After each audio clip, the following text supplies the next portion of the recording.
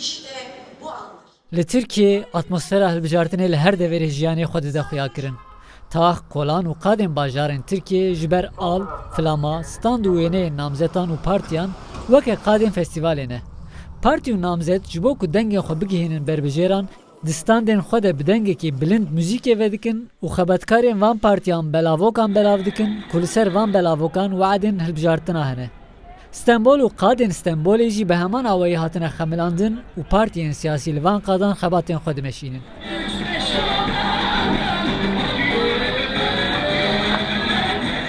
Qada Bakırköyê ku weke qada azadiyê jî tênasîn ji bo heşt partiyên siyasî bûye qada propagandayê. Heşt partî li vir bi cî bûne û xebatên xwe bi hev re dimeşînin. Her yek ji wan standek ji xwe re vekirine û belavokên xwe belav dikin.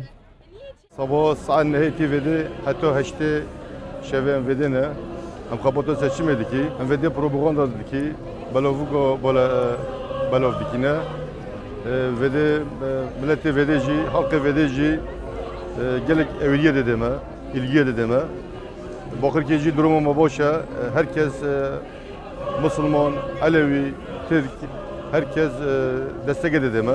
Seçim çalışmaları Em gelekî xwe dimeşînin xebatên xwe. Weke ku hûn dibînin di atmosfera panayîrê de derbas dibe. Em jî beşdar bûn. Welatiyê dî dikole. Ev jî ji bo me tiştekî baş e. Armanca me desthilatdarî ye. hedefimiz iktidar. Rayedarên partiyan ji bo ku tevliheviyek çênebe û niştecî hine razî nebin li gor rêzekê muzîkên xwe lê didin. Her partiyek 10 deqîqeyan muzîka ku ji bo hilbijartinê amade kiriye lê dide û piştî wê dor diçe ser partiya din. Yaklaşık biz 25 gün sahalardayız. Ev 25 rojin em li qadan e. Em bi giştî bi talimatên navenda xwe tevdigerin. Karavanên me hene. Em endamên qey dikin. Parlamenên me tên vir niha gelekî baş diçe. Em gelekî bextewarin. Memnunuz şu anda. Di xebatên hilbijartinê de car caran şer û pevçûn di navbera alîgirên partiyên siyasî de derdikeve. Lê li vê qadê heta niha tibû yerek wisa çênebûye. Çok güzel bir atmosfer. Atmosfereke gelekî baş e. Herkes gelekî bi heyecan e.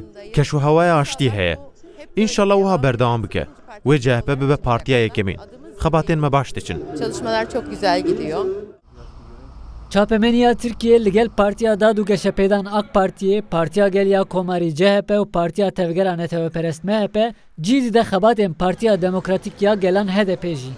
Partiyên din kêm caran dibin mijaran û çeyên çapemeniyê. Ew jî ji bo dengên xwe bigihînin welatiyan qadên Stenbolê bikartînin.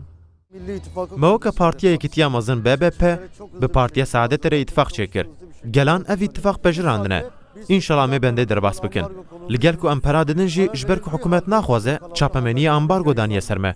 Neden yayınlanmıyor? Çalışmalarımız çok iyi. Xebatên me gelekî baş diçin. Eleqeya ku me hêvî nedikir çêbû. Yoğun katılım var. Şu anda meydanlardayız. Halk Em nihal qadanin. Eleqeyeke gelekî xweş heye. Em weke Partiya Tirkiyeyê mezin BTP dixwazin pirsgirêkên welêt çareser bikin. bunlara çözümler sunuyor. Li Stenbolê gelek qat hene ku ji bo heman xebatê mazûbantiyê dikin. Li van qadan partiyên siyasî dengê xwe digihînin bi sedan deng dêran. Di dema çûyî de 4 partî tenê dikarî bû di parlemenê de cê xwe bigirtana. Di vê hilbijartina pêş de ji 20 zêdetir wê partî tekin hilbijartinê. Heşt heb ji wan li vir xebatê xwe dimeşînin. Piştî hilbijartinê wê diyar bibe gelo ka kîjan partiyana dikevin parlemenê û kîjan nikarin têkevin. Ferit Demirel, Rodaw.